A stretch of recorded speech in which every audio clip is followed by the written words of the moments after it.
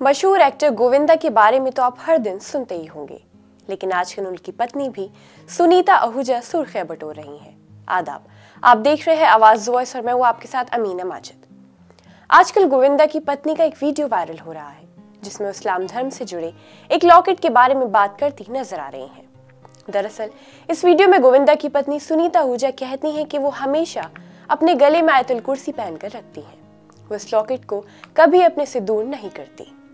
आयतुल कुर्सी की बात करें तो ये अहम आयतों में से एक है।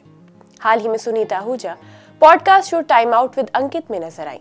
बातचीत के दौरान उन्होंने अपने बचपन, गोविंदा के साथ अपनी प्रेम कहानी और शादी के बाद की जिंदगी के कई दिलचस्प किस्से शेयर किए।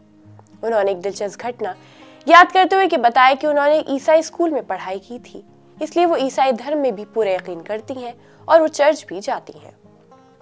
सुनीता आहूजा एक अलग वीडियो में ये भी कहती है कि वो दरगाह भी जाती हैं और अपने गले में हमेशा आयतुल कुर्सी का लॉकेट भी पहनकर रखती हैं। वो पंचमुखी हनुमान जी का लॉकेट भी साथ में पहनती है और उनके हाथों में रुद्राक्ष का ब्रेसलेट भी रहता है।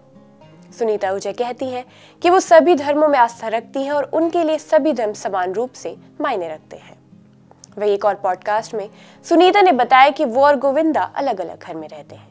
जहाँ सुनीता अपने बच्चों के साथ एक फ्लैट में रहती हैं, वही गोविंदा अपार्टमेंट के सामने एक बंगले में रहते हैं। सुनीता ने कहा उनके पास 2 घर हैं, उनका अपार्टमेंट के सामने एक बंगला है और वो दोनों कम ही बात करते हैं क्योंकि उन्हें लगता है कि अगर आप ज्यादा बात करके अपनी एनर्जी बर्बाद कर रहे हैं। लगभग 37 साल तक शादीशुदा रहे गोविंदा और सुनीता ने 1987 में शादी की थी, जब वो सिर्फ 18 साल की थी। उनके 2 बच्चे हैं, यशवर्धन और टीना आहूजा, और वो अपने पारिवारिक जीवन की झलकियां साझा करती रहती हैं। वही गोविंदा और सुनीता की जोड़ी को लोग बेहद पसंद करते हैं।